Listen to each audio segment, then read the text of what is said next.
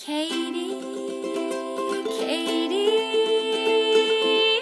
let it out with Katie.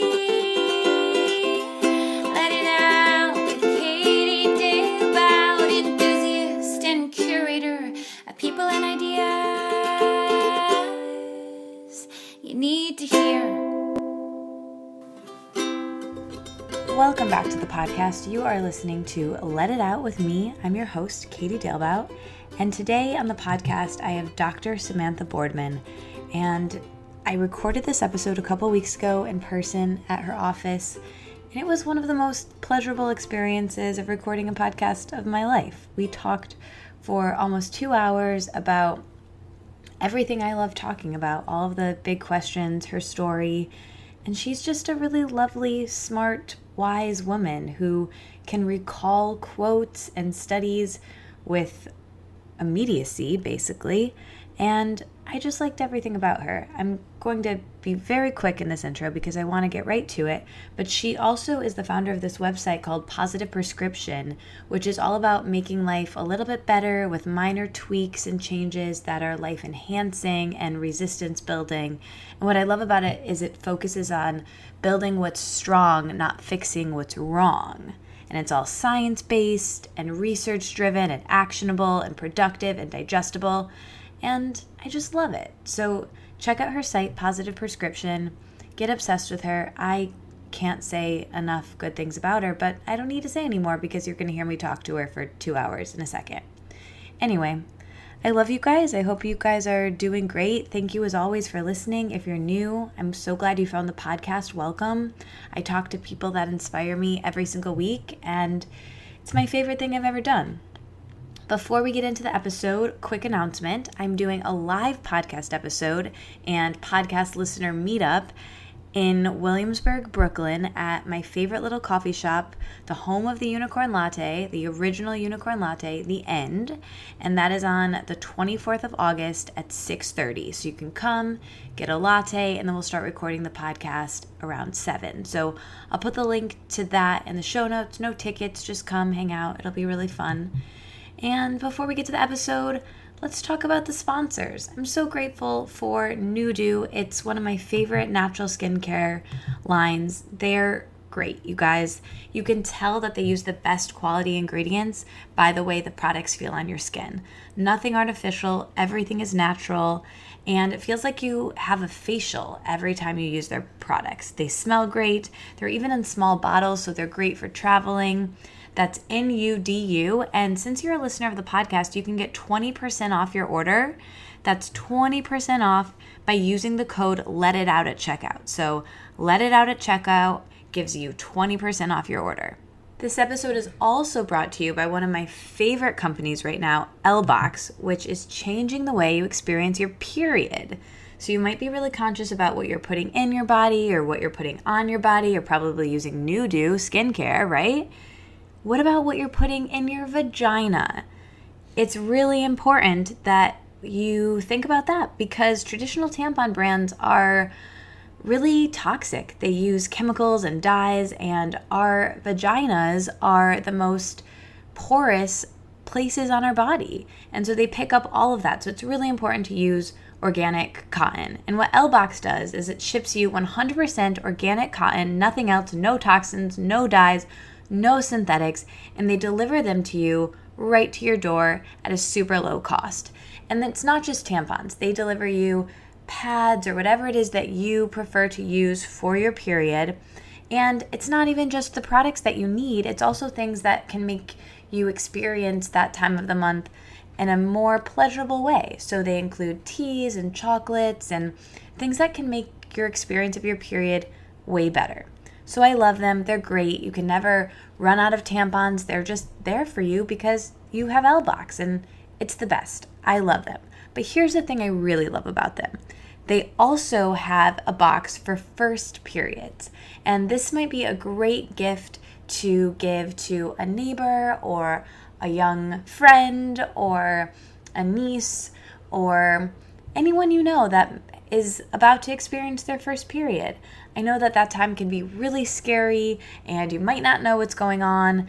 And there's this crazy statistic that 47% of girls don't actually know what's happening when they get their first period. So L-Box has this great first period box that has items that will make them experience their period better and easier, and also an educational guide that allows them to know what's actually going on with their body and celebrate it and not be scared of it.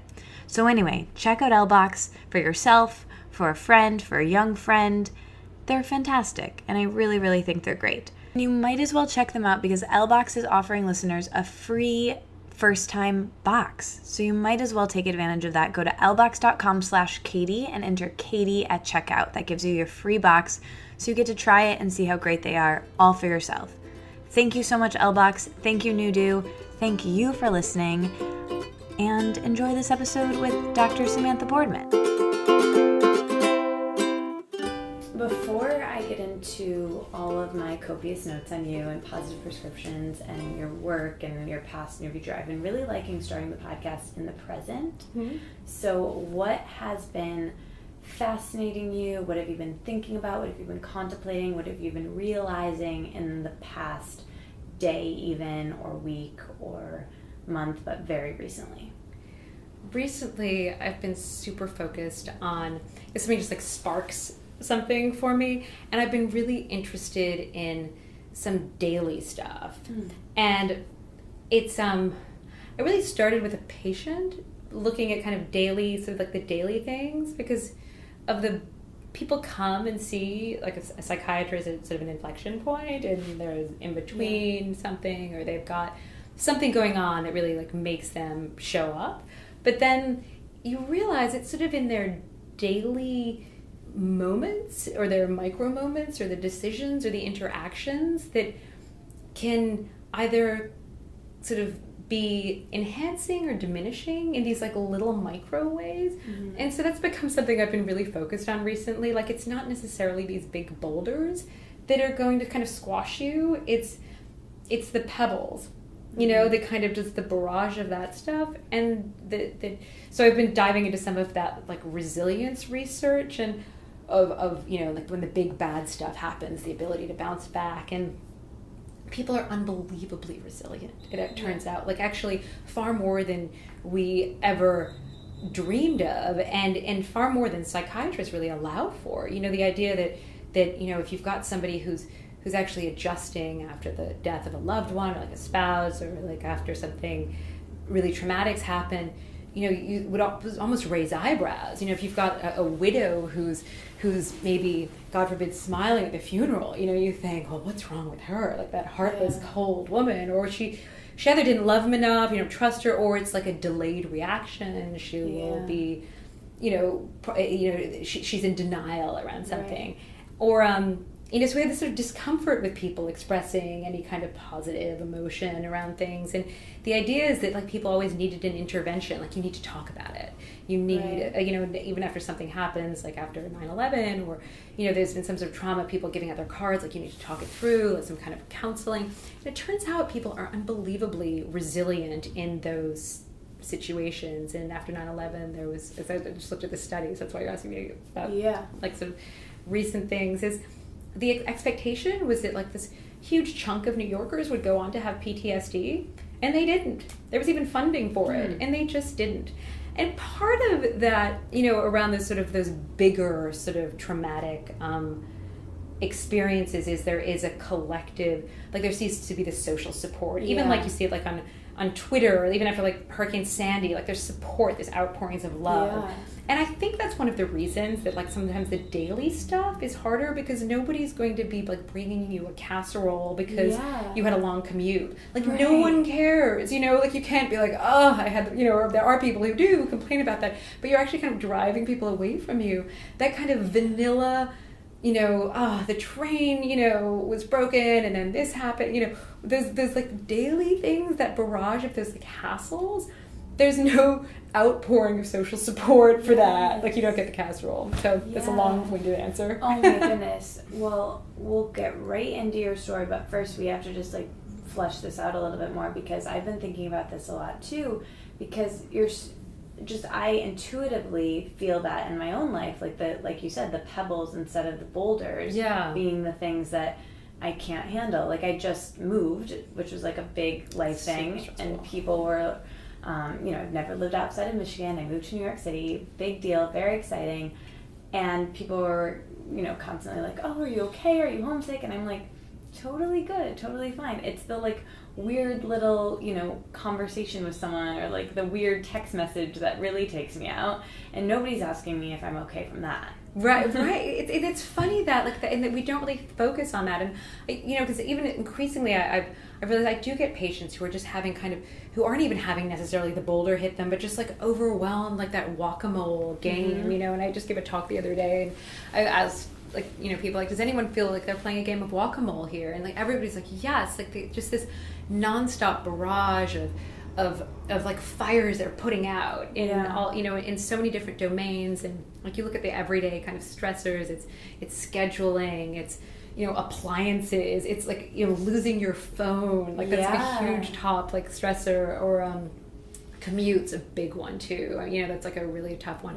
But the thing that seems to really be that kind of thorn in somebody's side that really can kind of put your day and cast that shadow on it is like an argument with a loved one. So it's like the opposite of the casserole. Like, it is that argument with somebody who you care about, like your significant other, or a parent, or a good friend, like a really good friend, like a sort of distant friend or a colleague, a little less, like it seems to, but that's sort of the thing that can really sort of take away and sort of be that corrosive, like sort of thing in your day and undermining. So I'm really interested in like, what are the daily things that we can do to kind of help us have like a little art resilience, like that daily stuff that we can do to help us feel strong within our stress and feel good about the stuff that's, as best we can in some way. So what are some of those things that you do in your own life for the pebbles, or that you prescribe to your patients?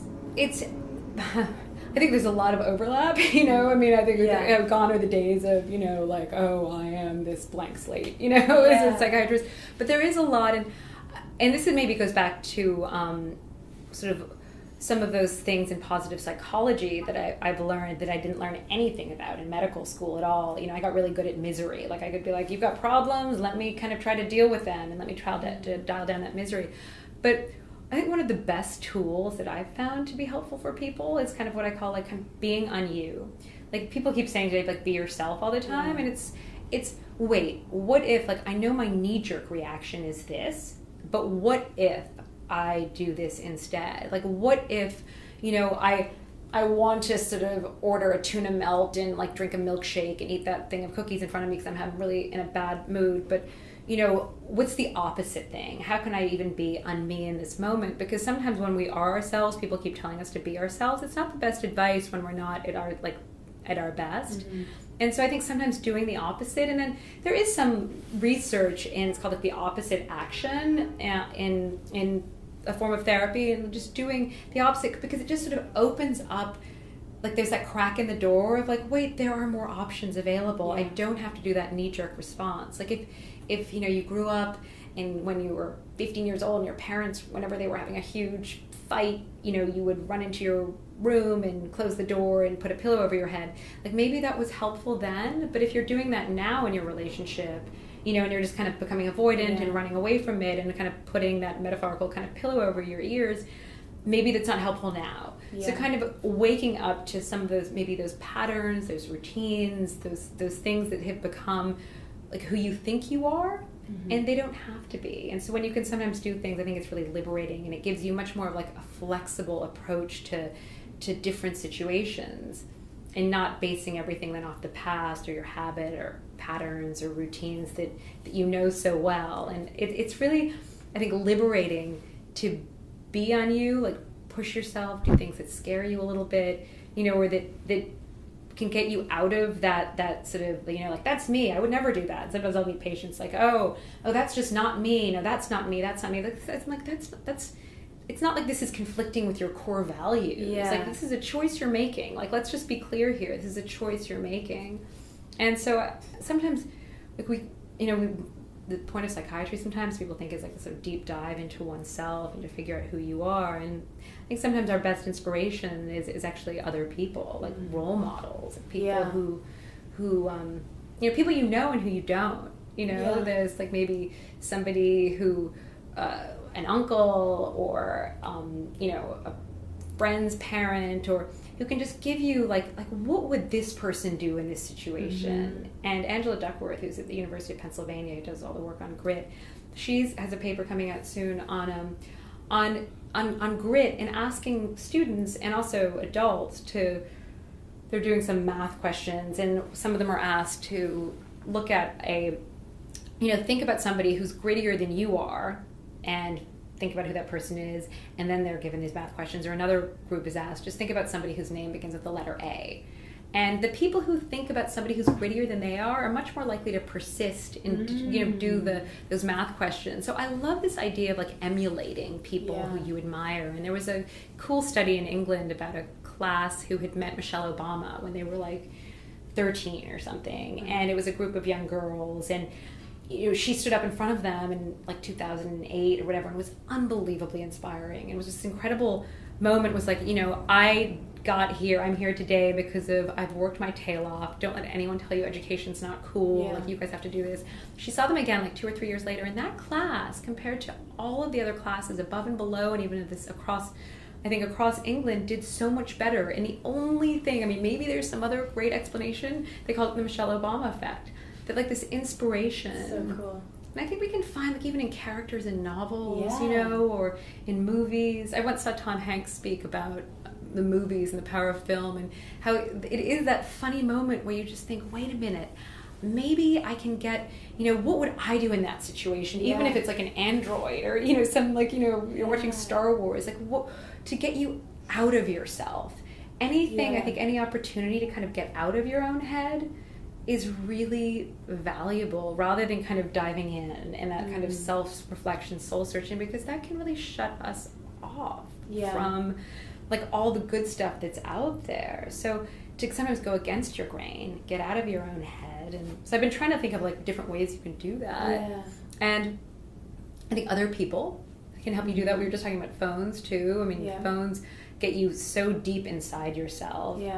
And it seems to be there's this revolving door between people and I think we feel kind of lonely actually when we've had these really tough days, and then you're on your phone, and then you come home and you're like sort of like in a bad mood, and that can be contagious. And then it seems that it can kind of make us then more like self-centered also. And I find like when I'm walking down the street, even if I'm on my phone, I don't realize how self-centered I'm being, you know, in some way. And like, wait a minute, that, you know, is there like an elderly lady who maybe is nervous because I'm not kind of walking on a straight line, and how am I then being inconsiderate? So I think it like blocks our empathy almost entirely, and I think that completely like makes us so, where the self-centeredness kind of then contributes to a sense of loneliness, even like an emotional loneliness, that maybe you live with somebody or you have a lot of friends, but that kind of emotional isolation.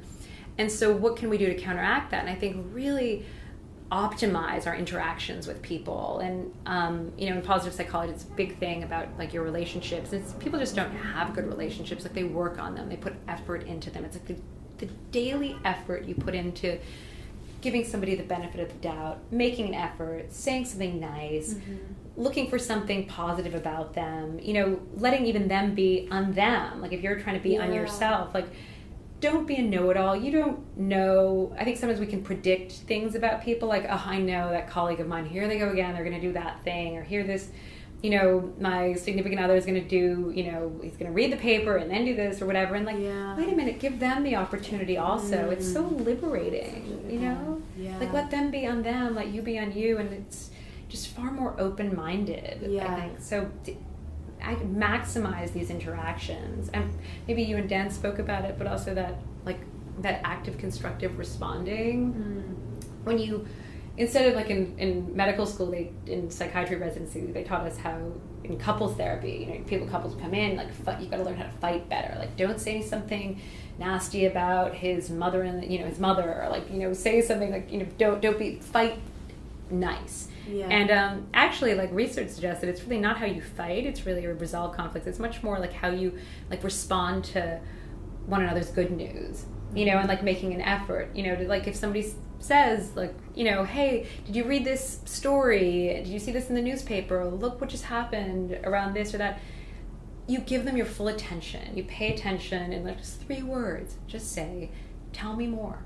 It's all it takes, rather than even like sort of like, oh really, like scrolling through your phone, like, guess what happened to me today, or, you know, where should we have dinner, you know, this that, like, tell me more, you know, I want to hear it. Show them interest, like that kind of thing I think really matters. So I'm really interested in how do you make the effort. It seems like couples who do stick together and actually have joyful, you know, enduring, meaningful connections seem to give each other that time and that effort that they put in, and they look up when the other person's kind of trying to get their attention. They listen. They don't, there's that, not that one-upmanship in any way. And I think that's, and there's the benefit of the doubt, you know, like if he's always leaving the like wet towel on the ground, then, you know, that doesn't mean he's a terrible person or doesn't care about you. Just like maybe stick the hamper right there. You know, like what are these like little behaviors you could do to, you know, it's at the end of the day, those sort of storms in a teacup that don't matter that much. And not just, I think, with our loved ones, but also our interactions with our colleagues.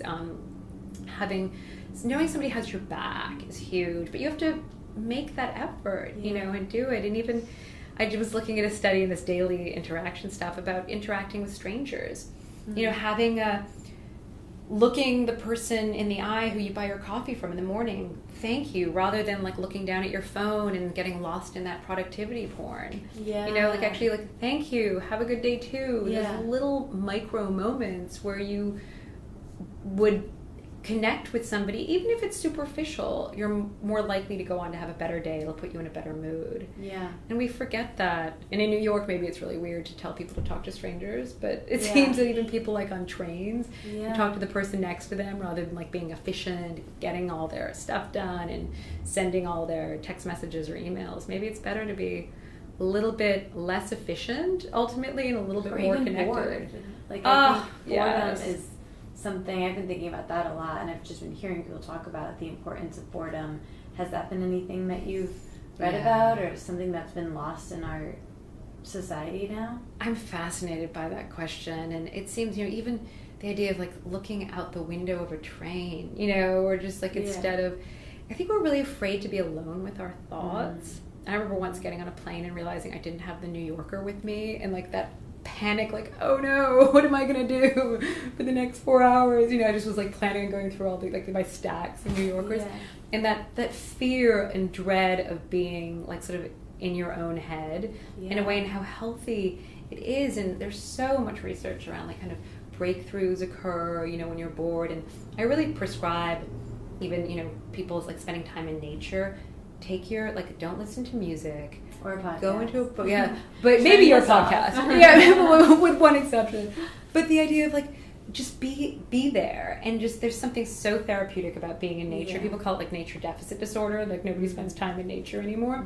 But just being there and letting your mind wander, and having, even if you have to schedule it, which sounds sad, but I think you do, of just time where you're just going to let your thoughts go in some way. And I think it's, like, sort of speaking to this, you know, why people are like turning to meditation right now, or even the popularity of spinning, for example, I think is kind of partly due to, it's one of those few moments where people's like bodies and minds are one. And even for that 50-minute class, they're not on their phone, their minds aren't going anywhere, they're just like in their own bodies. And it's sort of when you're one with the music, that experience of being in flow in some way is really important. You get it when you're being creative too. So I talked a lot about flow. Flow is really important. That sort of, that sense when you lose a sense of time. You sort of, and it's obvious with like an artist who's maybe creating something, and then, you know, 12 hours have passed, they're still in their studio and they realize they've forgotten to eat and that type of thing. But I think we did have more moments of that. Being athletic is also, I think, like a place where you could find flow, or in nature. But when you're so interested and drawn into something that you lose time, and I think that is this sort of secret of wellness, and people who take care of themselves seem to find that in some way.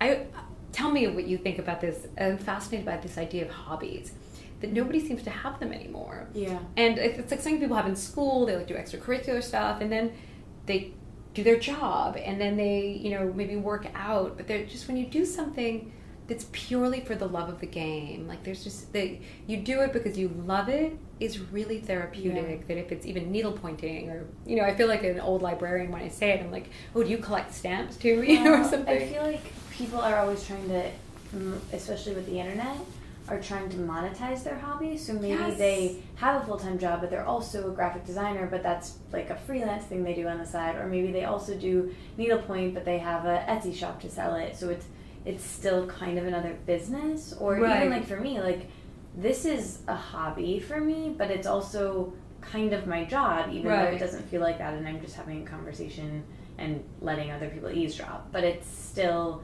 something I do as a career path. So I think it's like the line between hobby and monetization, or even just sharing your hobby. Even if you're not trying to monetize it, but you're Instagramming it, or I don't know. That's an interesting question, though. It's that maybe you're sort of, when your lifestyle is your hobby in some way, does it affect it? Yeah. I do think, though, that the maybe it's important, though, to have something that is really outside of that, maybe that is what seems more vocational, because it's an opportunity to maybe be just creative. And then often, like, you look at these studies of like Nobel Prize winners. I mean, obviously these are in the sciences, and they seem to, they'll play the piano, they did watercolor, like they did something that maybe like their brain they were using in a different but somehow complementary way that enabled them, I think, to put the brain they're using on hold, but it wasn't like it was shutting it down. It was just kind of activating in a different way that maybe is a brain exercise. So even I think people can come in and they're so overwhelmed, and I'm trying to like prescribe hobbies these days. Like maybe, like what could you do outside of it? Because even if it is the thing you love to do, your vocation, you love your job, it also maybe if that's where like your head is 90% of the time, that maybe it would be really helpful to have something that's outside of it and to kind of complement it. Yeah.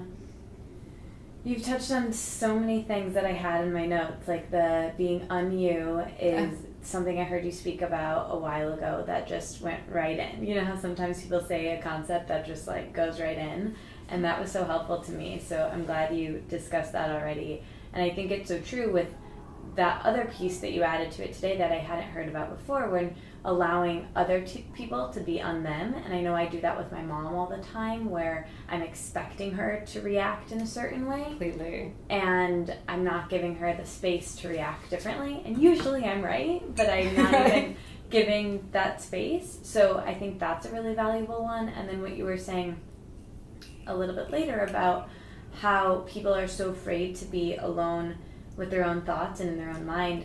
I wrote this down to ask you about too, but I wrote a book about journaling that came out in 2016, and I think journaling is such a tremendous tool because it forces you, it's very uncomfortable for people to be alone with themselves, and it can almost be like self-therapy, or it can almost be like, a time where you do this self-inquiry, just like meditation or spinning or, walking without a podcast in.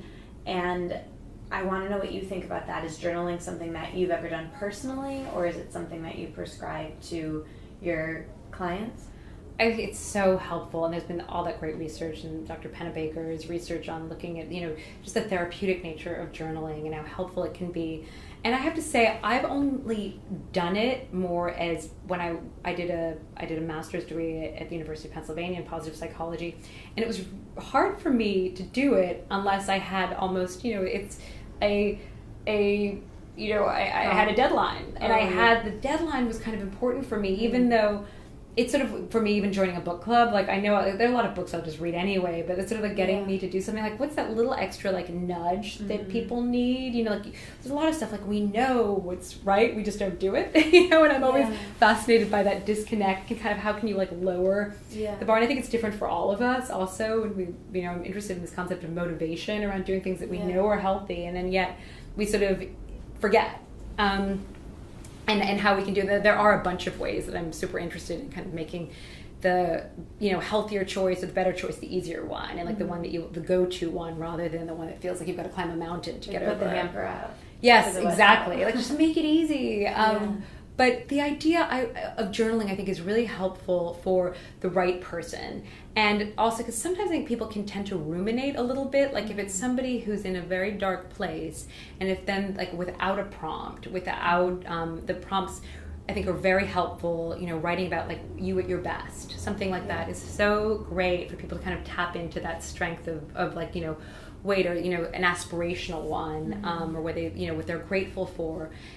But it can be, I think, without the prompts, and if somebody who doesn't have that sort of internal sort of ability to kind of create that structure for themselves, it can, I think, as all things can, all interventions can actually end up being sort of more ruminative and distressing. But I think when you have those prompts and you're sort of doing it in a much more positive way, it can be unbelievably helpful. And I've loved doing it. And I think the best thing about journals is looking back at the things you wrote. It's almost like reading a book, and you look back at the things that you underlined, because I still read paper books, like the actual book, like the things that I underlined when I read it and that I thought were really important, then and then you read it again, and you're like, wait, that's not important, this is. Yeah. And I think we're sort of, it's again, like it sort of speaks to how we really change too. It's like these myths, like, oh, I am who I am, or people don't really change. But like even we witness ourselves changing all the time, and yet are so, our imagination's so limited about the person we still can become, and we're still so stuck in sort of, oh, this is who I am. And sometimes don't recognize like how much we've changed over the course of 3 years or 5 years or even 6 months, and this unbelievable ability to change. So I love how journals do that. Like you get this like perspective. And I always read that David Sedaris. He has a new book out on his journals. It's just on Fresh Air. It's funny, and it's just like, and he also would just write down what happened, like not necessarily like emotionally attached to things. And I've really tried to do that too. It's a great.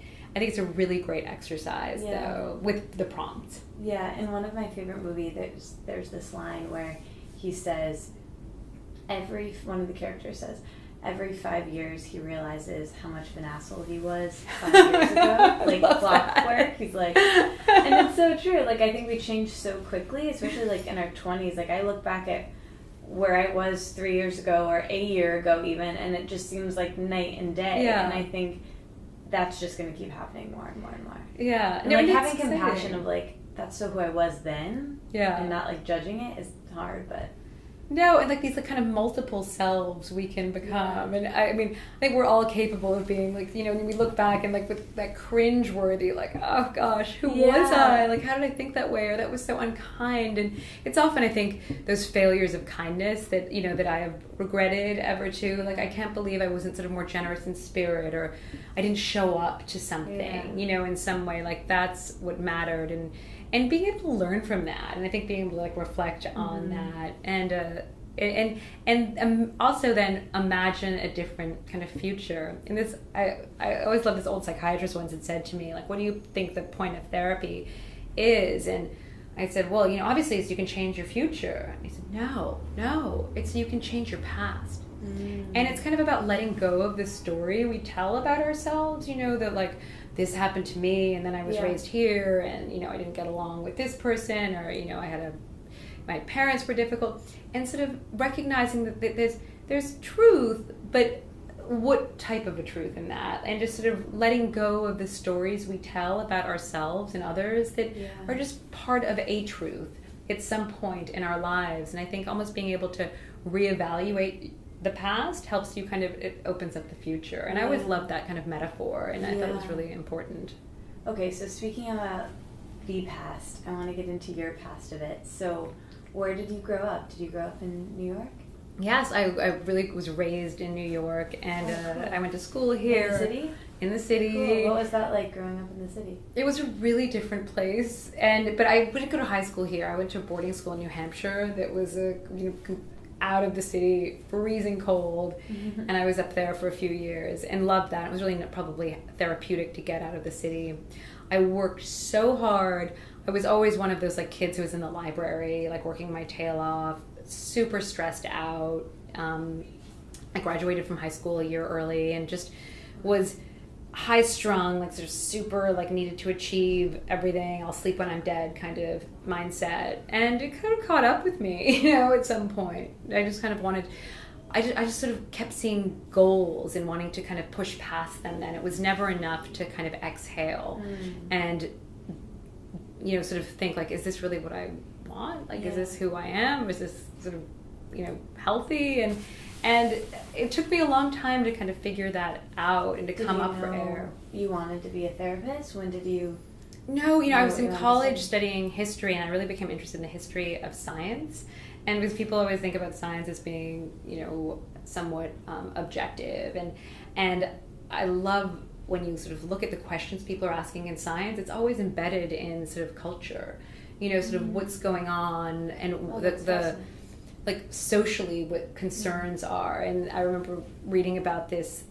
He was a doctor at Yale, and it was right after World War II, and he was a psychologist and biologist, and he was studying aggression and why you know people like were fascinated by the root of evil in the brain. And you know, this is on the heels of World War II.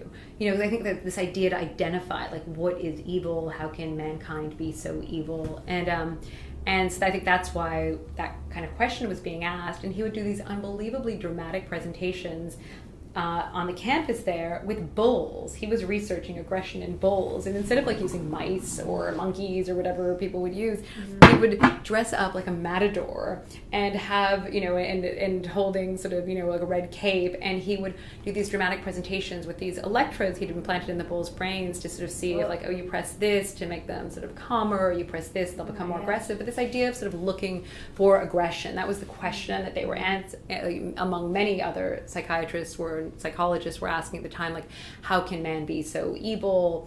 And, you know, where is it in the brain that we can sort of find the root of this, and let's look for it. And then rather than, you know, working in a lab with, you know, probably easier animals, the idea that they would do these unbelievably theatrical presentations of his research, I think like sort of underscores that overlap all the time of the questions scientists are asking. You know, I think the emphasis on wellness today has a lot to do with, you know, people feeling kind of overwhelmed and unwell, and not necessarily, there's so many people today who they're not quite meeting the diagnosis for like the criteria for diagnosis of depression or anxiety, but they're certainly unfulfilled. They're sort of at that sub-threshold.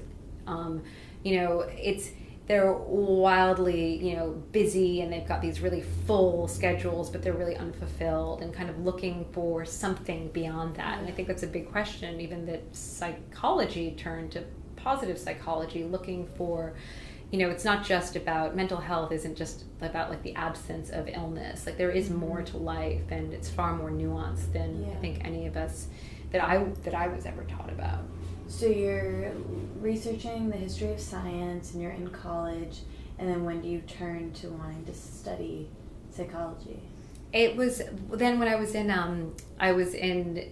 college, and then I realized, you know, it was one of those sort of things I grew up at a time when girls weren't automatically like majoring in the sciences and that I knew of in my peer group at all. So, you know, I thought maybe I'd go work in a bank, or I'd go into fashion. And then it was like a nudge by a friend of mine who was a biology major in college, and she was like, you can go to medical school.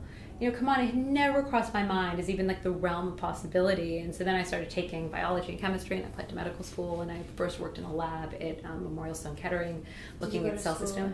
I went to Cornell, that is not in Ithaca. It's the one over by New York Hospital on 68th in New York. So I did medical school there, and I loved people's stories. And I felt like for me, psychiatry was great because it sort of was this wonderful balance of this intersection of the humanities and stories and narratives and sort of culture with science in the brain. And so it was a kind of wonderful marriage for me of the two.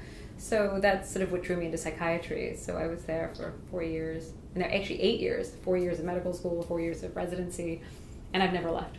Wow.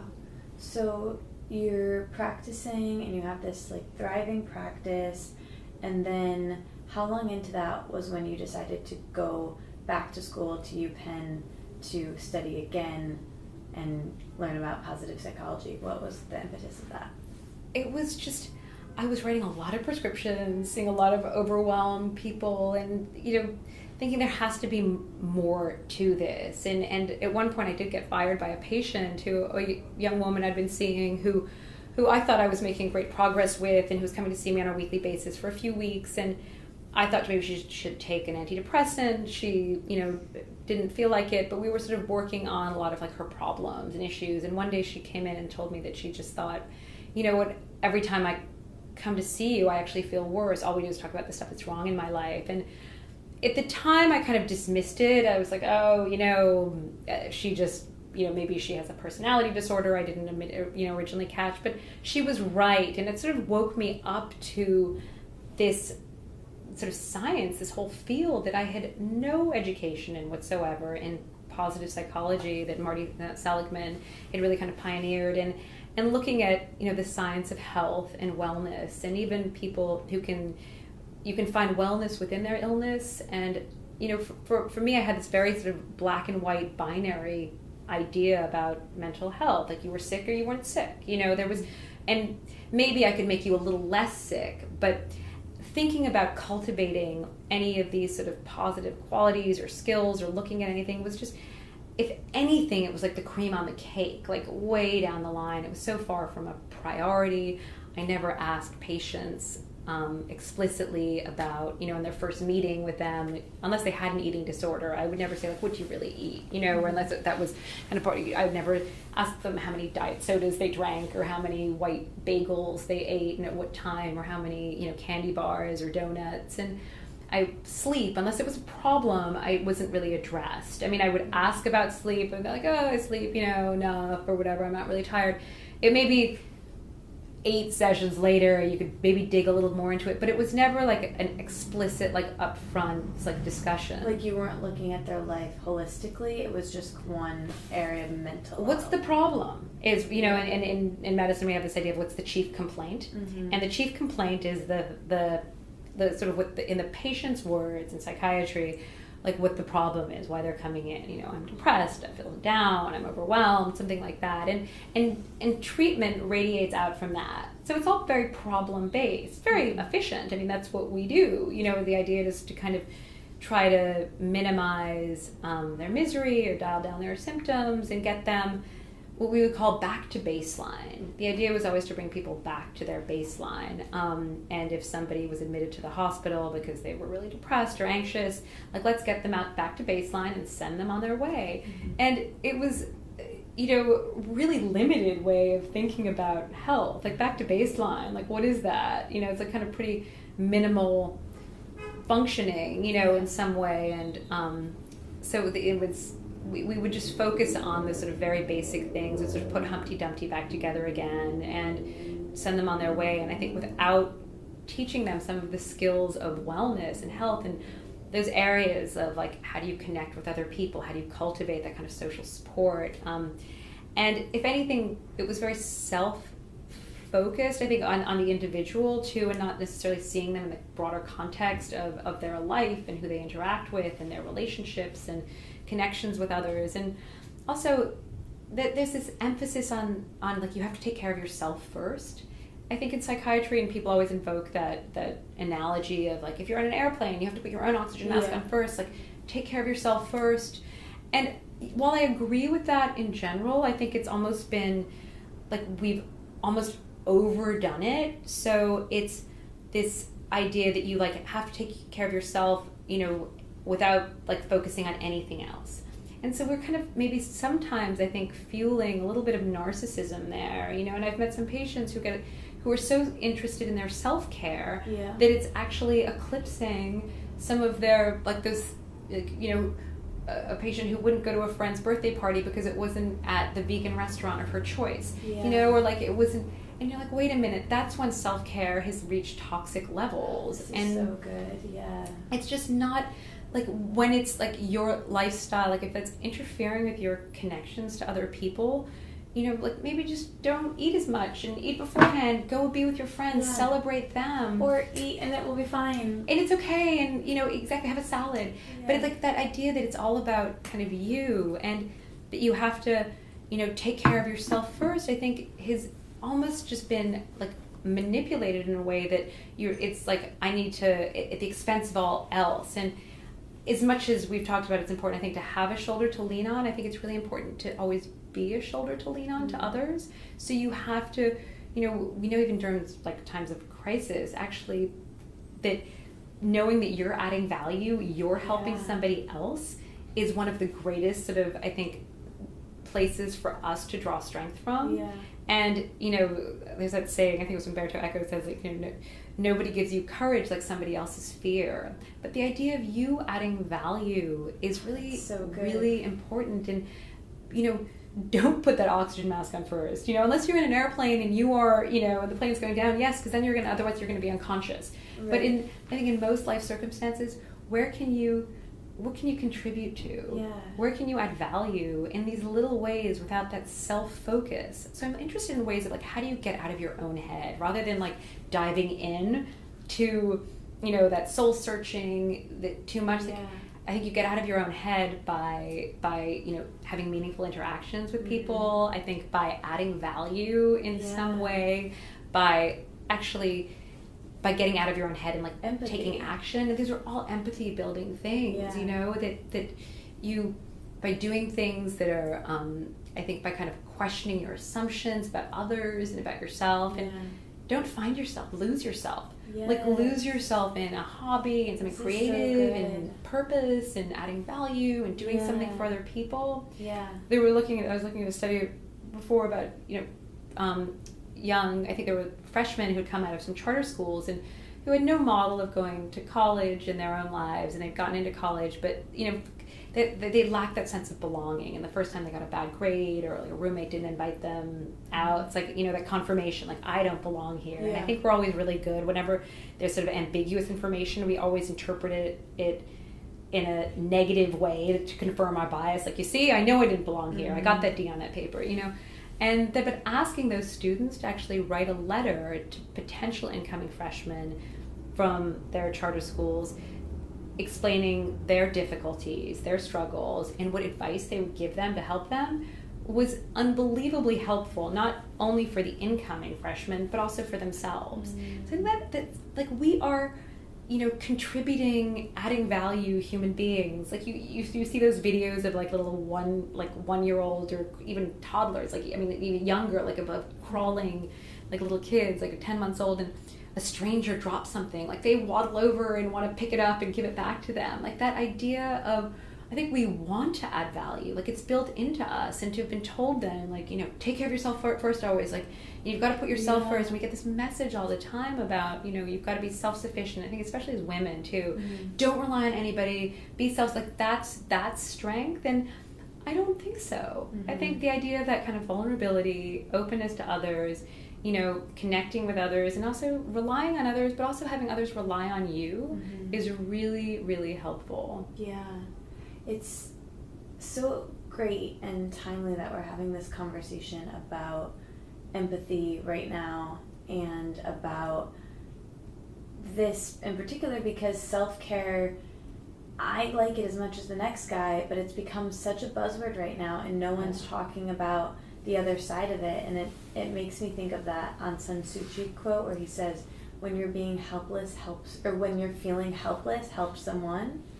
And I think it's so true, because like you said, we're just ruminating on things in our head. And I know the thing that gets me out of my head when I'm really having trouble and struggling is thinking about someone else's problem or listening to someone else. That's the only thing that can take you out of it. And like feeling that you can like maybe do something or be helpful, that your experience, as tough as it might be in some way, could even be helpful to someone else. It was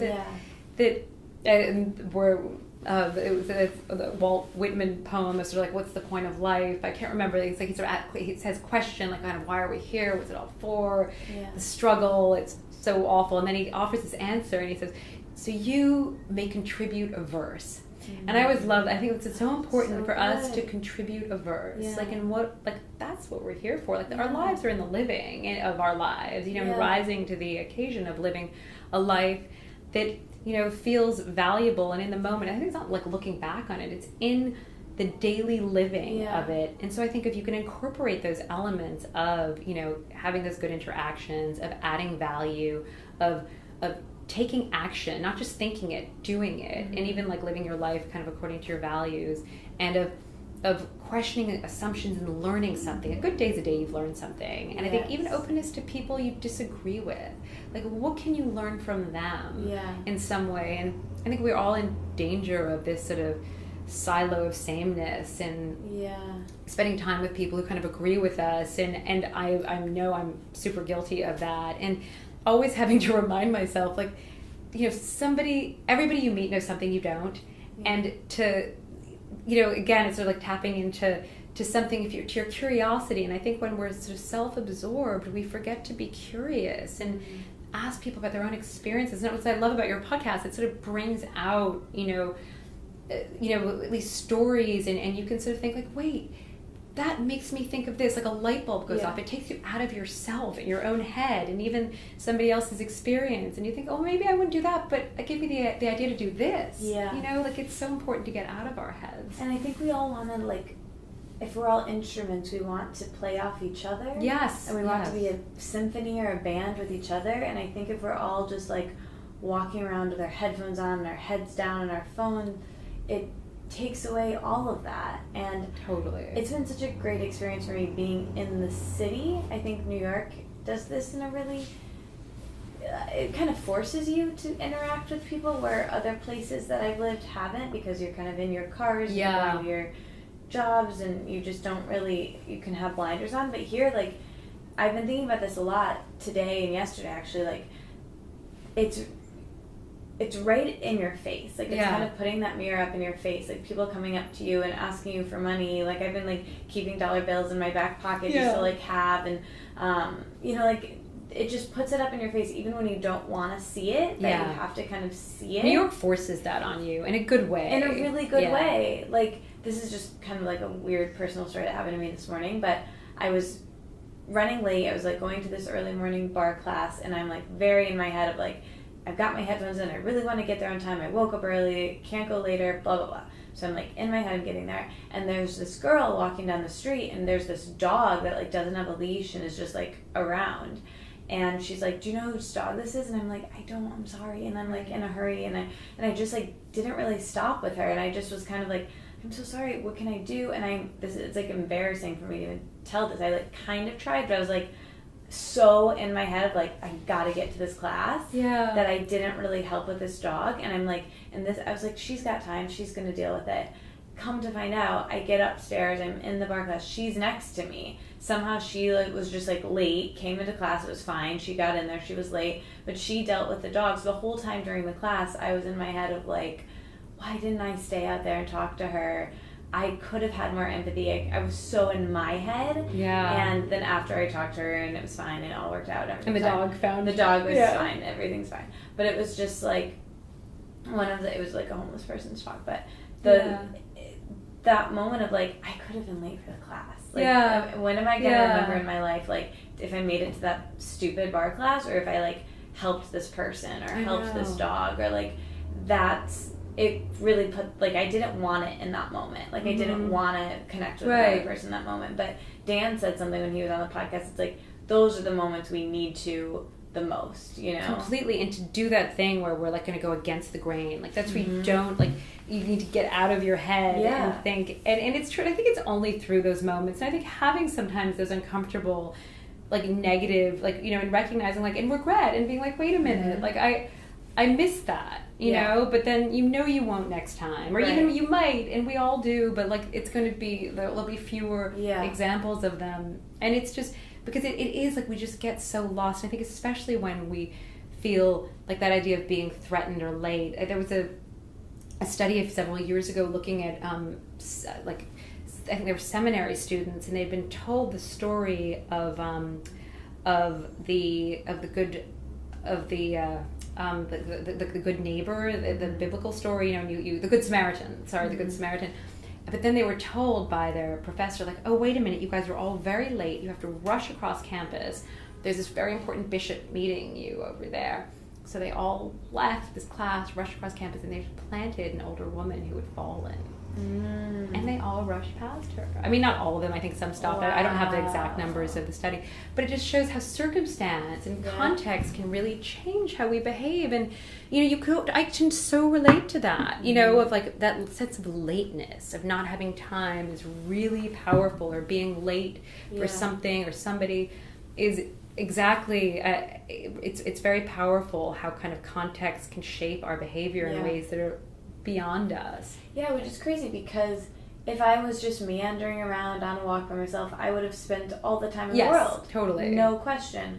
But the interesting thing about this particular situation and this particular example is that kind of goes back to what you were talking about before about your own self-care getting in the way of connection, which is the most important self-care. Yeah. And I think that that's so true with, that's exactly what's happening. Like, my self-care was this exercise class that I thought I needed to check my boxes for the day. Yes. But really what I actually needed, would have actually enriched my life, is connection with someone. Yeah.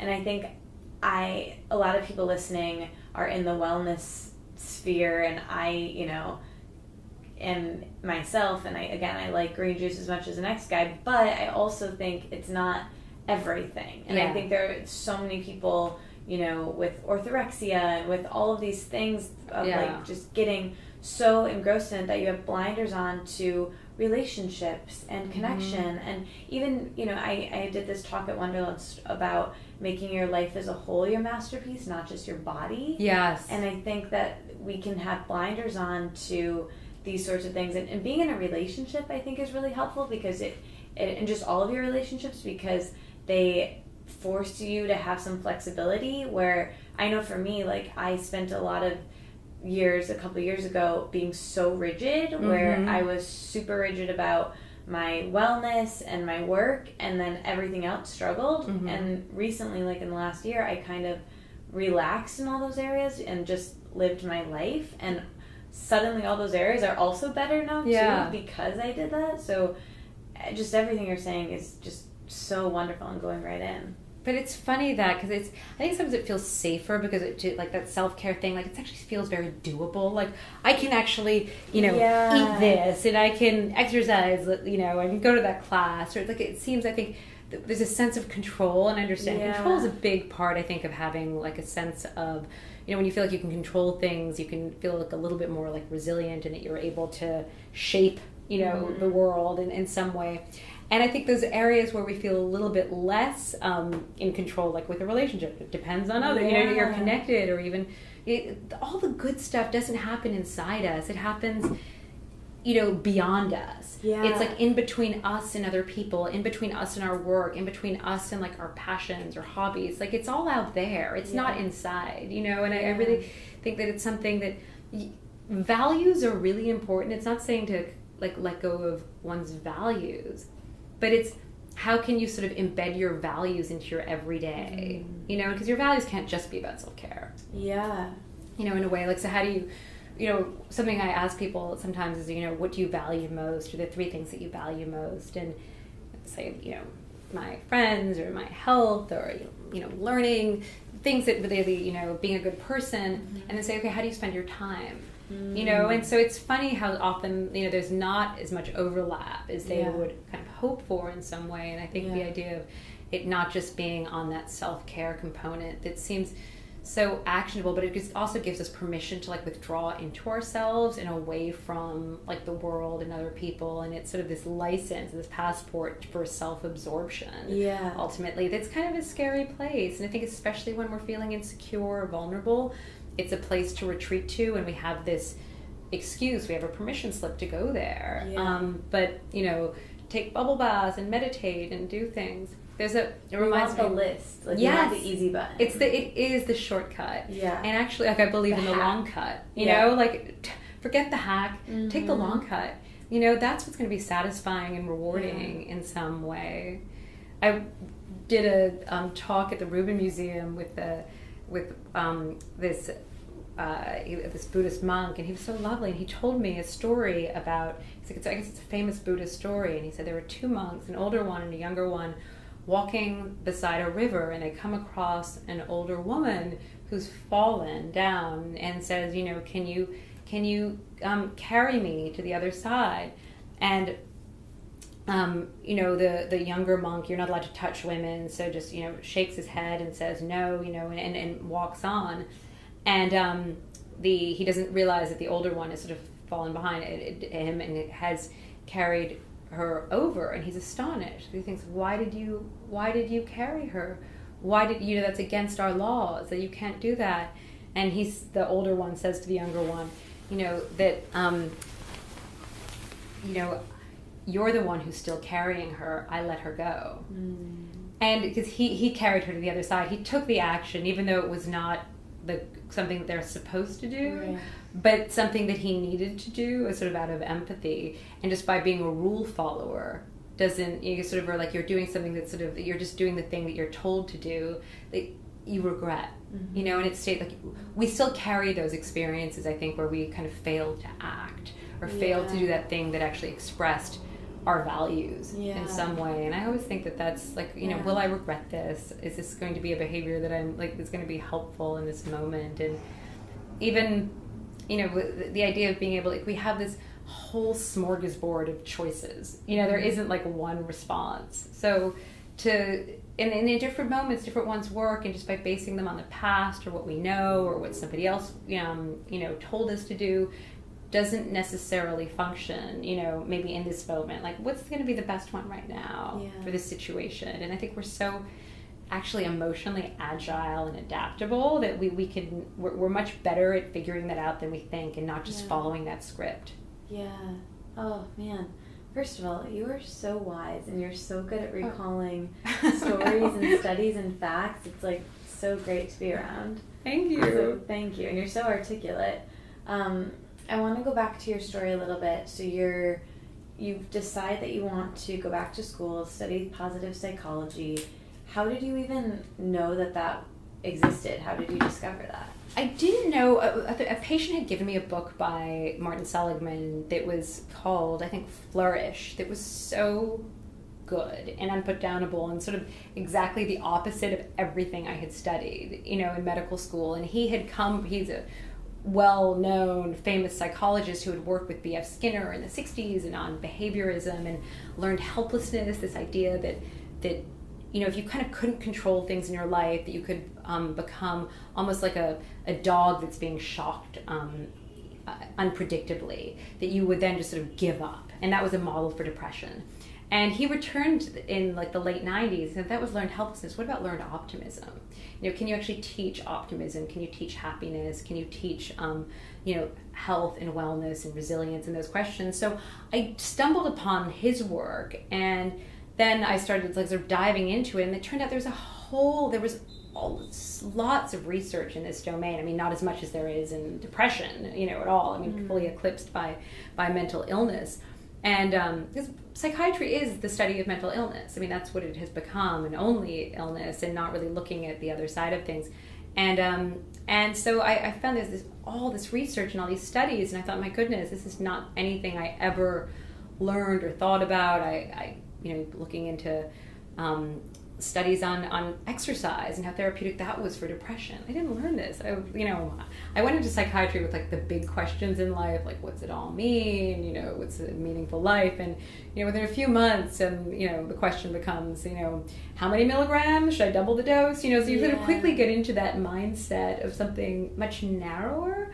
And so and I just felt the need to kind of share this information. So I created this blog then of Positive Prescription, because I thought, like, this is gold. People need to know this. Like, I'm a psychiatrist and I don't know this stuff. But I thought this is when you were in school? This was just before I went to school. So then I realized I could formally study this at the University of Pennsylvania. And so I applied to the program. And it was really eye-opening in every way. Incredible people and an incredible program. And they taught us a lot. And it was just rethinking everything I thought I knew. And I was sort of a self-appointed expert in a lot of stuff, and I clearly realized, there's so much that I don't know, and it was so liberating to say, I don't know, but I can look it up, and to like sort of rethink a lot of assumptions I had about mental health and mental illness, and about myself, about my patients, not kind of jumping to conclusions. I was really good always, like I could spot a patient who was in the waiting room or in the emergency room, and basically by not knowing anything about them, I could predict like what was going on with them, what the issue would be, whether or not they would need admission. And I've sort of learned to let those assumptions go, and I love to be wrong. And even like sometimes when I do have these assumptions, like it's so liberating to be like, I got that wrong, but I learned something, not, I don't want to make a mistake with anybody, but like I might want to jump to a conclusion or look at somebody and feel like, oh no, I couldn't help this person, or this person looks like they're, beyond anything I could do for them. And the joy of being wrong is great, because you learn something about other people too, and not kind of just falling back into those assumptions we have, and we judge people and letting go of that. So it sounds like it really changed your patients' lives as well as your own, this new perspective, and that led to your blog growing to this amazing platform that it is now, and your newsletter. Can you talk about how many years ago were you in the program, and how did it expand to where it is now? It was about 4.5 years ago, I guess, I started it, and just really out of a pure love. I mean, we're talking about kind of hobbies. Like, I just thought I had to share this stuff. Yeah, you were excited. And again, I had like a good friend, and who was like, you have to create your own thing. And it was Tori Birch, and she said to me, first come and write for my blog, which I started doing, but I was so self-conscious about it. I thought, I can't do this. And she said, no more than doing it for mine. You're going to do your own. And so I didn't even know how to do this. And she really helped me kind of get that going. And it's, again, like this, people in your life, I think, who are kind of headwinds or tailwinds, and I think to kind of have good friends who kind of help you see possibilities that you can't even see for yourself, and it's so much easier to just kind of stay on that little like habit trail, like treadmill, and just kind of keep doing what you're doing and not look up and be like, wait, this is something I'm so passionate about. Can I actually create like a more formal platform?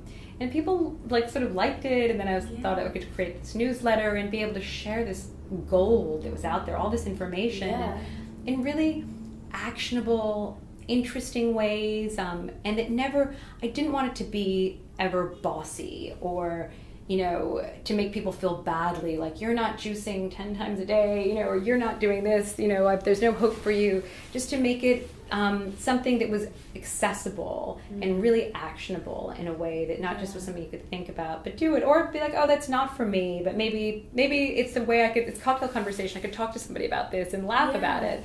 But just to open people up, and I think I've got a lot of really smart readers who maybe have taken it in some way or tweaked it on their own. And I think there's no kind of blueprint or snake oil for wellness or health. I mean, it's a many, many different things, and it's different for everybody at different points in their life. But I think it's really helpful to to hopefully have some of this information. I think then, like, I get feedback from people who are reading it, and they're like, oh, do something on this, or this is something I read about, what do you think? And I get sort of so inspired by other people's ideas all the time, and it's not, it's a dynamic process that I love doing, so it's fun. Well, you've done all of those things. It really is so accessible and fun to read and well-designed, and it's really great. It's doing all of the things I think you set out for it to do, which is great.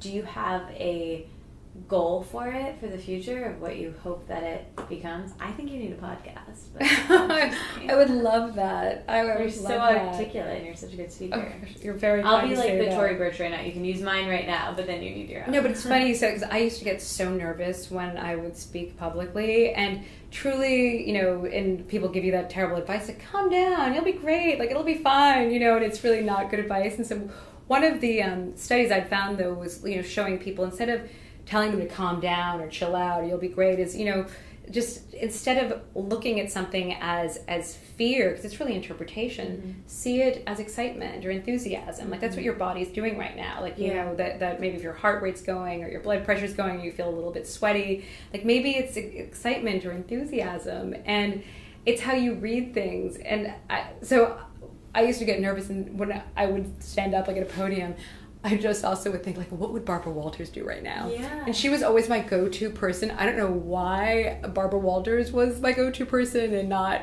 She's very poised. Yes. Yeah. And I was so, like, there was something just sort of calm and, maternal, I don't know, about like her presence. And I thought, you know, I can just channel my inner Barbara Walters. What would she do? She'd slow down. She would like say something.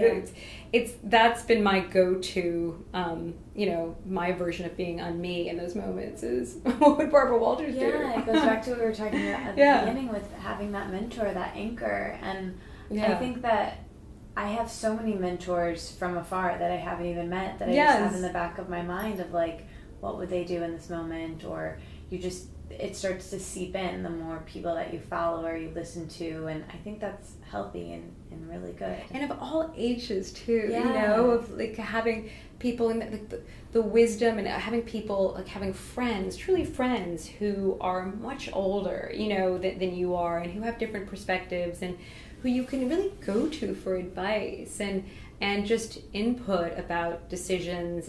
And I think instead of doing that deep dive into oneself when sort of one gets to an inflection point, to sort of ask them what they would do, because yes, life has changed, and you know, careers have changed, and relationships have changed, but there's still some fundamental, I think, you know, when you ask people who are, you know, in their 80s and 90s, like, what did they regret most? What wish they had done more? What are the, you know, what kind of decisions they made? It's all the same, you know, in a way. Like they, you know, most people say they wish they'd traveled more, that they had said yes to sort of seemingly scary experiences, you know, that they had been nicer, that they had reached out, like, all those little things, like they had a little more empathy at moments for themselves and others. They'd help the dog and not run into their bar class.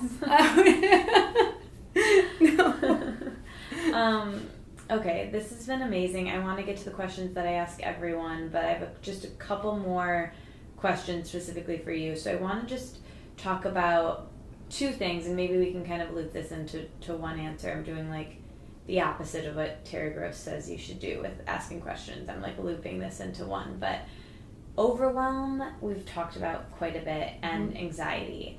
And I would love if you could give kind of a positive prescription for those two things. I know that for me with overwhelm, I can feel like I'm a master of none, where I do so many different things. I'm not doing any of them that well, and almost this paralysis of I'm not going to do anything because there's so much I could be doing, and then that causes anxiety. So those are two kind of words we hear a lot. Could you just kind of talk about those and what you're seeing and what we can do to kind of feel better? Well, I think that kind of paralysis by analysis is what you're talking about too, and it does feel so you know, I think when we've got that barrage of the daily hassle stuff kind of we're talking about, when you're just feeling just mowed down, like you just don't even know where to come up for air, and nothing sort of, everything's urgent, everything feels important, you know, and you end up actually just putting out the fires that feel more urgent than important. So you cancel the dinner plans with your friend, you don't show up to her birthday, like you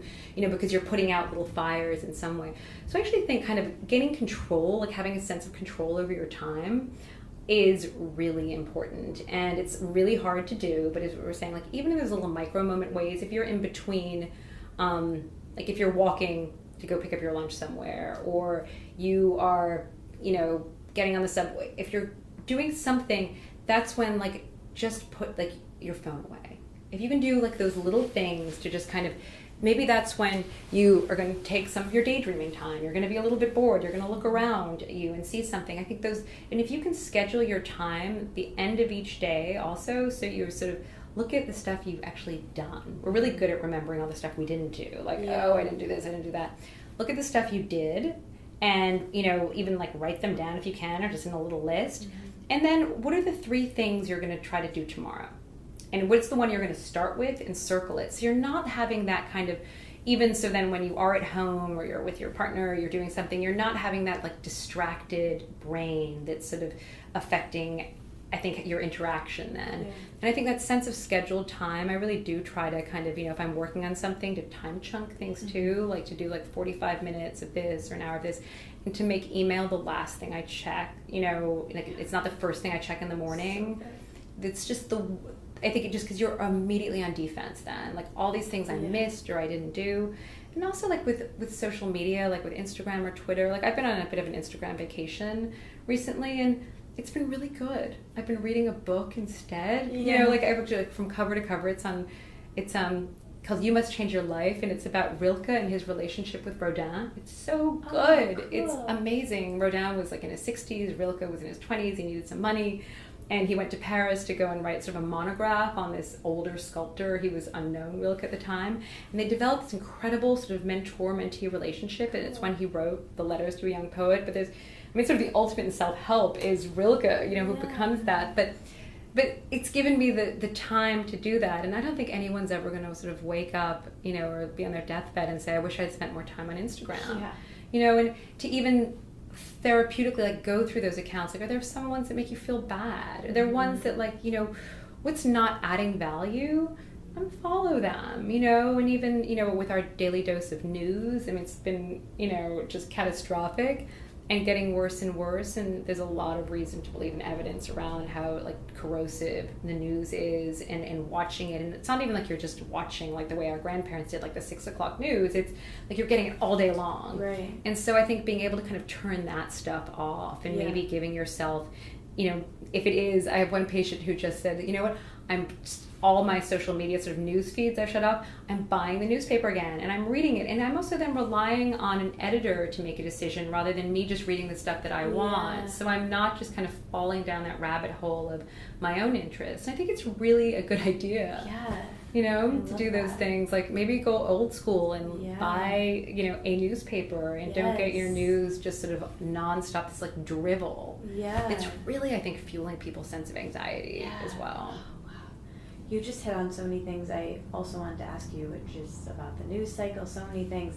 This was such an organic, great conversation that all the notes I wanted to hit have just been like hit naturally, so this is great. I want to wrap up with my quickfire questions that I ask everyone, so just say kind of the first few things that come to mind. Some will be quicker, some will be longer. But with feminism, how do you define feminism, being a woman who's so respected in your field and so talented? How has that, being a woman, played a role in where you are now, and what does being a feminist look like for you? I mean, I think like, being a feminist is sort of about kind of reaching out to others, and I think having mentors and mentees, and maybe that being a totally fluid relationship. I hope that that I will always be learning. I mean, I really have mentors who are in their 20s, and I think, I've got a friend who's 80 that I think I'm sometimes like a bit of a mentor to, and she, but it goes back and forth, and the fluidity of those relationships. And I think that is like having each other's backs, and being there and showing up and nudging, and I think of Tori, or, like saying like, you can do this, like, you got this, and I think that's kind of at the heart of a lot of this is like, getting rid of that self-comparison and that one-upmanship, and realizing it's not a zero-sum game. We can all be here and we all deserve this place at the table, and we can all, like, if we define our success by how many other people we've helped succeed, like, that's good news for feminism, for helping women. Oh, I love that. Okay, so we talk a lot about body image on this podcast, again, with being a woman, and it's how I got into therapy, was through my relationship with my body and eating disorder. So have you ever struggled with body image as a woman, and being in health and wellness in the field that you're in, how do you help people and yourself handle these thoughts and what I call a bad body image day? How do you not let that become a bad body image week or month? What are some like positive prescriptions for that? Yeah, I mean, I think so, because I never realized how much what you eat really affects how you think.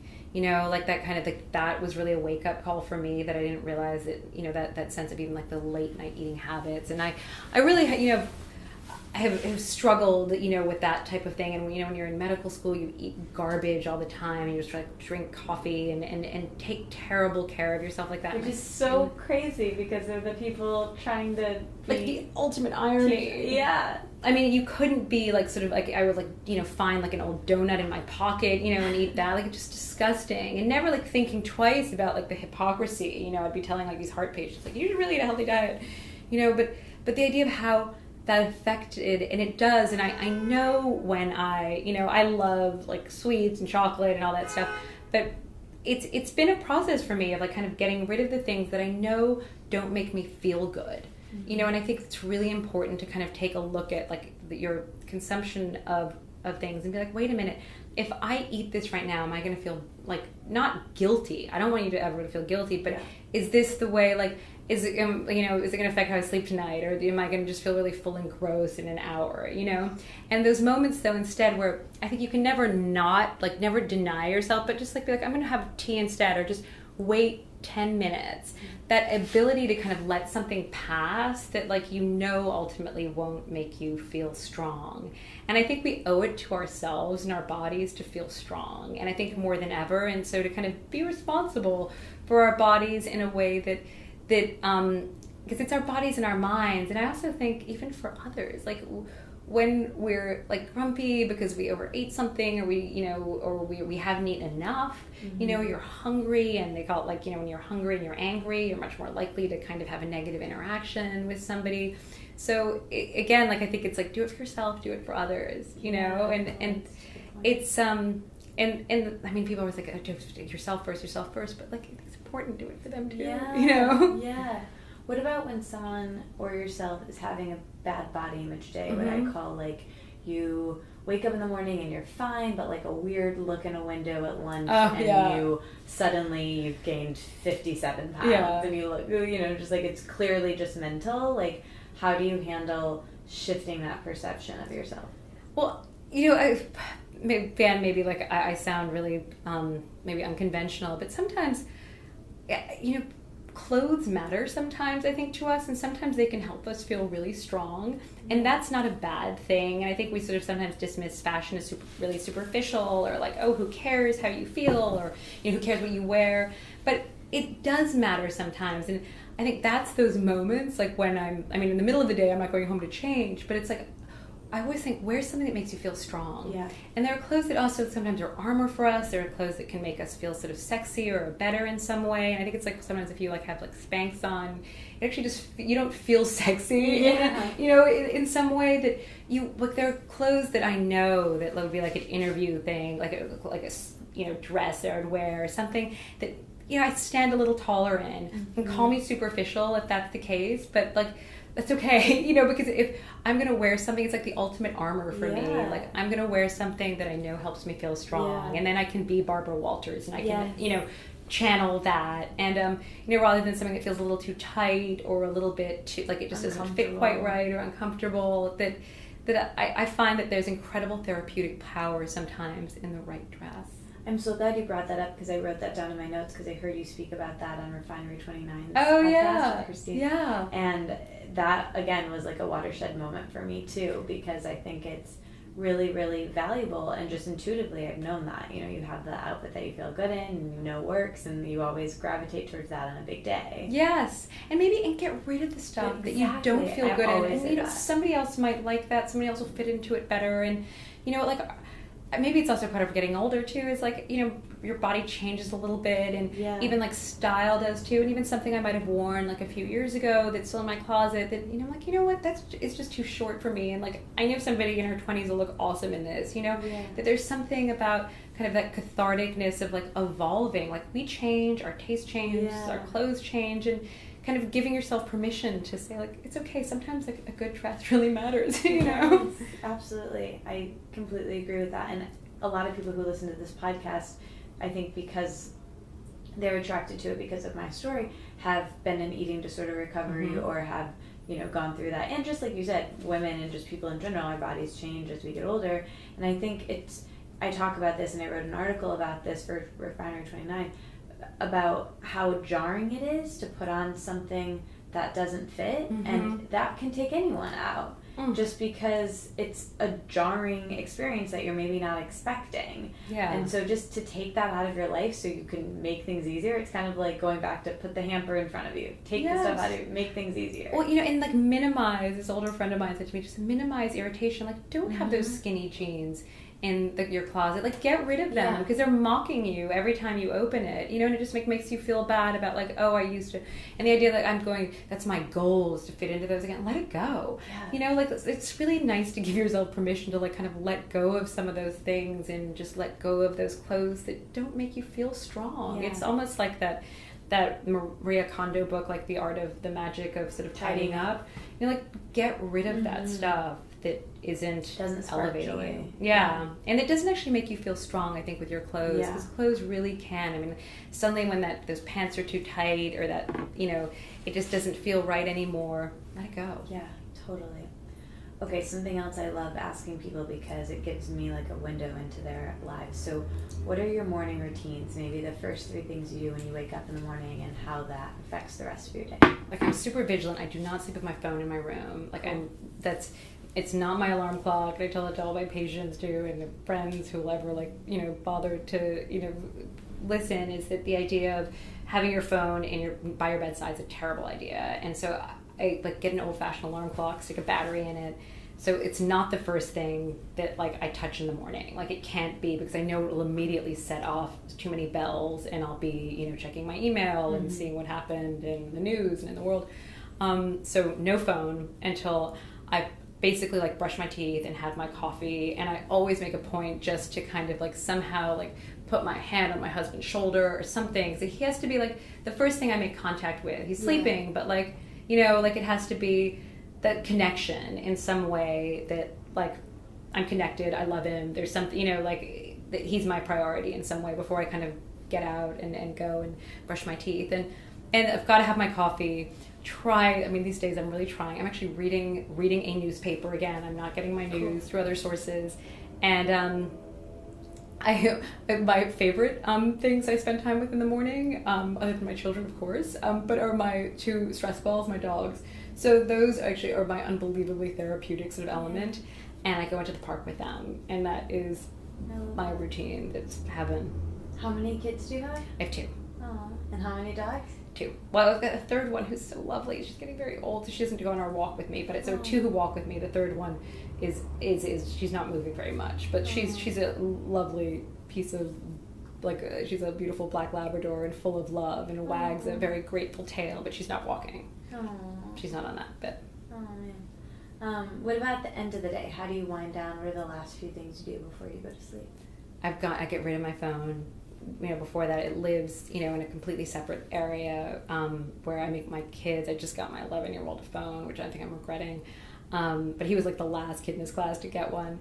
And, I spend time with my husband. We talk, and no more news, before bed. And because we used to do that, and I think it's just been toxic. And we talk. We really...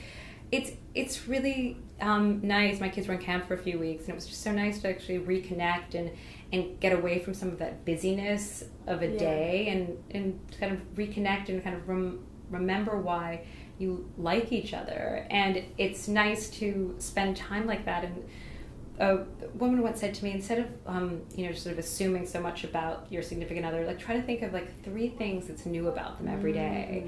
What's new, instead of here we go again, because we're so quick to habituate to stuff. And it sticks with me. So I always think of what are 3 things that are different, rather than jumping to that sort of the sameness. What are 3 things that are new? And I find that to be kind of helpful to think about too before bed. That I really enjoy sort of thinking about. And I often read too. I've been reading this great book, and I love getting lost in a book. Yeah. So good. How did you meet your husband? Through a friend. There's so many of those maybe old school kind of connections happen, but through a friend. Yeah. Oh, I love that. So there's so many more things I want to ask you, but I want you to be able to get back to your husband and your kids and go home, because it's been already a long Monday. But just say your greatest lesson in these next couple of categories, and it can just be one word or a sentence or however long you want it to be. Greatest lesson on relationships. Oh, I would say just humor. You gotta laugh. You've got to see the humor in everything, and I think we forget that. Greatest lesson on family. Show up. Greatest lesson on parenting. What can your kids teach you? They know a lot more, and they kind of, I think, remind us to get back to our, to have that joyful curiosity and just joy in things. My daughter once made me skip down the street, and I just thought, wait, that's so embarrassing. I'm not skipping, for 3 blocks. And it was the most inherently joyful thing I've ever done. And it's funny how your body can sometimes affect how you feel. I'm like, that's why they skip. There's something just, nobody skips. Like, no adults skip. It looks weird, people will think you're weird. But just let it go. It's so, like, I defy you, like, to skip without smiling. Like, you cannot not smile when you're skipping. It's the most, like just connection. Like, you just immediately, like, have this, like, huge smile. It's really good. They got a lot to teach us. Greatest lesson on spirituality, or where are you with spirituality, God, what happens when we die, all of that? It's actually something I've been really thinking about recently with just mortality, and a friend of mine who's writing about it. And, I think spirituality is really important, and I think for kids, for us, to have something that I think, like, we believe in that's bigger than ourselves in some way. And I think it's individual what people sort of practice or what they do, and where, I was raised, and I sort of have my own sort of version of spirituality that I think I connect to. If I don't go to church really anymore as much as I'd like to, but whenever I do, I really just sort of just feel connected in a different way, and I enjoy that. So I think it really is valuable, and it's, again, something we've forgotten about. And when I did that program at Penn, they asked us to go to a service that's one that you're not really familiar with as much. And it was just really interesting, like, just allowing for other people's religions too, and sort of being open to that. And I think that we have a lot to learn from other people's spirituality as well. Yeah. And again, that kind of openness, like, my way isn't the only way. Yeah, sure. Okay, so off the top of your head, you're having a dinner party. Who are some people you would invite, and what do you hope people ask you about that you want to talk about, and what do you not want to talk about? I don't want to talk about politics at all. I'm so over that. Please. Like, that would be my nightmare. I'd love to talk about philosophy. As I'm reading this book, I think Rilke and Rodin would be really great. Maybe Barbara Walters. Oh my gosh, definitely Barbara Walters. I would love to have you there. Yes. That would be awesome. I just think I'm fascinated, like, by, like, just fearless women, like Amelia Earhart. Like, that would be incredible. Like Eleanor Roosevelt, that could just tell these stories that I think that are human stories too, and that would sort of overlap. I mean, I think the artists, the creative. I think Edith Wharton would have to be there in some capacity. Can Tory Burch come? Love for Tory. Tory's a given, yes. And I think just sort of inspiring, awesome women and men too. I mean, I'm not saying not to, but have Rilke and Rodin there. But maybe, I'm fascinated by those artist minds like Jeff Koons, like, somebody like that who even, like, does, and like, and like Sarah Say. I love a woman artist. I think she's incredible. So anything but politics. What would you cook for them, or what would you eat? What would be the food at this party? I couldn't cook this because I can't cook it well, but I would do that fish in salt.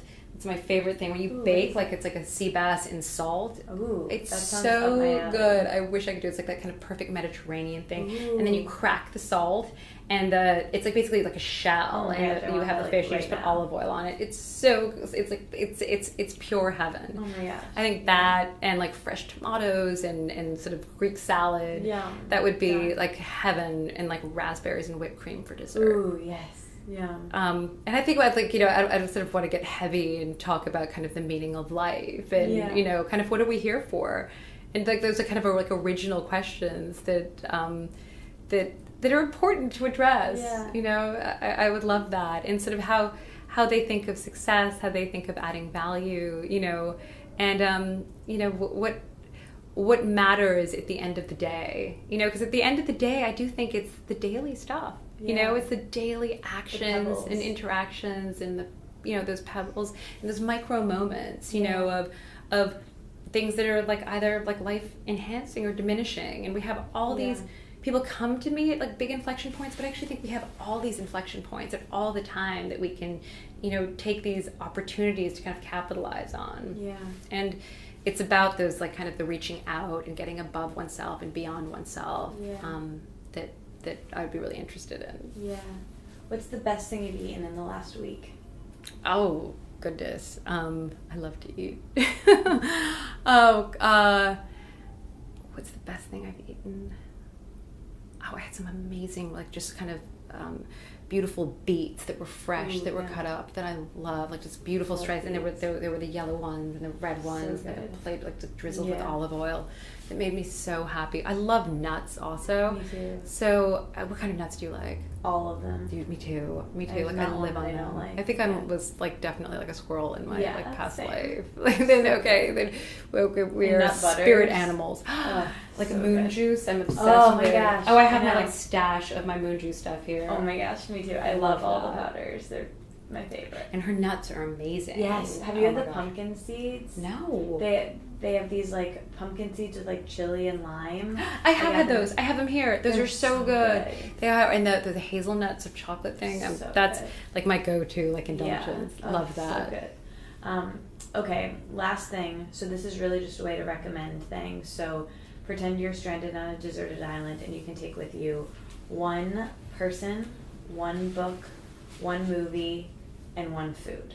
Oh my and gosh. One music thing. Okay, I'd take berries with me because I love all forms. Favorite berry? Oh, I'd say a really good blackberry. Too. Love that. Like the ones that are, like, sort of soft. Yes. Like the ones that are too hard are, like, garbage. They're just, like, sour and weird. Yeah. The ones that are, like, a little bit soft, so good. And I guess I don't get any whipped cream on that island, but if I did, it's my island. You can take whipped cream. Oh my gosh, for books, I'd say I love this book. I've actually got it sitting on my desk called Influence. That's so good, by Robert Cialdini, that I still go back to and read all the time. And if not that, I got through A Little Life recently. It's, A Little Life is like a doorstop of a book. And it was this wonderful book written by a woman whose name I can't remember, but it's about 4 men, actually. But I love that it's written for, this woman wrote it, and she was able to conjure these different lives, and it's just amazing. Fiction? Fiction. But it's just, I'm fascinated by her. Like, I need to know more about her. And that she could kind of come up with this story of this arc of their lives, because it sort of starts with them just after college and follows them through the arc of their lives. And one of them has a really kind of sad story that you sort of get deeper and deeper into, and sort of a subversive novel in a way, because at the end of it, it's not that it's hard, and it's hard, heavy going, and by page 800 or whatever, 750, you're sort of still hanging on. It's one of those books that you're sort of grieving when you put it down. But it doesn't have that story of redemption, or that sort of heroic, like, oh, and then everything was okay. It actually sort of tells more of a story of, like, life's really hard and things are tough, and friends help, therapy probably won't, and in the end of the day, like, nothing, you can't always escape the things that happen to you. And I think it's a bit of a, like, rebuke for a psychiatrist too, of, like, all these, like, sort of interventions, what can we do, and the hacks, and the, what are the little things, and, like, sometimes just the acceptance of stuff also, that was kind of poetic in that, of, like, sometimes it's just the way it is. That was kind of beautiful and moving, and there's so much. I read it on a Kindle because it was just too heavy to read, but it was, all the highlights and that. I cannot wait to go back and read that. So that was good. So what about movie and music? Oh gosh, music. Oh, I guess I kind of just love, I always will go back to U2 somehow. I love that, but I love, like, pop music too, though. So maybe I'd get sick of that, but I love U2. And what was the other one? Movie. A movie. Oh. It can be something you love or something you, like, saw recently. Yeah, I think I haven't seen movies in so, I was, like, not, again, like, I've kind of taken my time back in a way, and, like, sometimes I feel like I've lost myself in a movie that was, like, just, that didn't, like, sometimes it has to be, like, really good and not that kind of waste of time, in a way that I feel like I like, time is so valuable, and, like, it's not like, someone said to me, it's not like how you're spending your time, it's how you're spending your choices, and you're doing things that are kind of meaningful to you in some way. So I think I'd probably just have to kind of go back to like a movie of, like, one of the sort of moving stories. And I did see ages ago that movie called Rudy. It was like basically it's like about a football player who does it. I had to watch that in school. Oh really? And I remember, like, it was just like it was just so like a story of like, you can't do it, and yes, you can. Oh, it's such a good movie. I love that movie. I love that. I want to show that to my kids now. The name of the podcast is Let It Out. So is there anything else that you feel like you want people to know, or that you wish I would have asked you? No, I just am so grateful to be included. I love what you're doing. I love the love you're spreading, and it's just beautiful to, I think, like kind of be generously sharing it. I mean, you're elevating all of us with you, so thank you. What a privilege to be here. There you have it. That was my episode with Dr. Samantha Boardman. I hope you liked it as much as I did. I had such a great time recording that, and I can't wait to hear what you guys think. If you're in the Facebook group, let me know. If you want to be in the Facebook group, join. It's just a place where listeners can talk to each other and me, and we can talk about the episodes, and it's one of my favorite places on the internet. So join that. If you like this podcast, share it with a friend, blast it from your speakers, and leave a review on iTunes maybe. That would be great. Thank you so much to LBox, one of our sponsors. You know LBox. They deliver you organic, high-quality period care products, and also period products that make you experience your period with more ease and joy, and I love them. And you can actually get your first box absolutely free by going to lbox.com/Katie or following the link in the show notes and using the code Katie at checkout. So you might as well check them out. Also, huge thank you to Nudu. They're one of my favorite skincare brands. They use the best, most high-quality natural ingredients. You can actually tell when you're using them, when you're putting them on your skin, by how they make your skin feel. It feels like a facial every time you use them. They have products for specific skin types, and they come with a cognac sponge, which is really, really cool. So go to nudu.com, that's nudu.com, and they have a special offer for you, which is 20% off your order. So that's 20% off your order using the code LETITOUT. That's the name of the show, Let It Out, at checkout. That gets you 20% off, which is really a lot of percent off. So check it out, and you can get 100% of your money back because they have a 60-day guarantee. So if you don't like it, you can get your money back. There's nothing to lose. Check them out, nudu.com, 20% off with the code LETITOUT. Okay, that's everything. Thank you guys so much for listening. I can't wait to talk to you next week. Until then, the emoji for this week's episode is the squirrel. It's really cute. I'm not sure if they redid it recently, but the squirrel's adorable, and we mentioned the squirrel at the end of this episode when we talked about nuts. So go nuts. Send me the squirrel. Have a great week. Love you. Bye.